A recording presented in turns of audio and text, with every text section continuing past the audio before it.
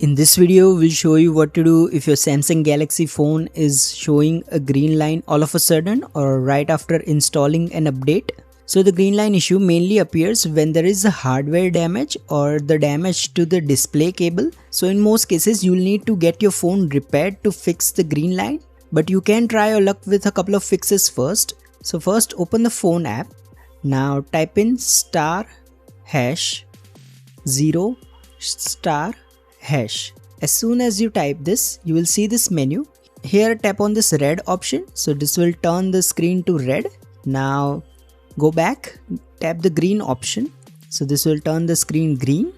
Go back again, tap blue, go back, and then tap on black. So what this basically does is checks your display hardware. Sometimes switching between these colors can get the green line to disappear.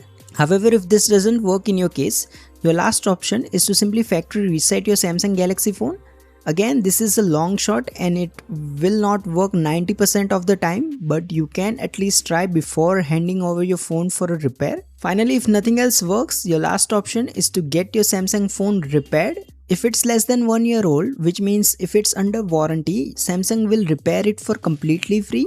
However, in some regions, Samsung also promises to repair green line issues at least once after the warranty has expired and if the phone is less than 3 years old. So make sure to get your phone inspected and see what they say.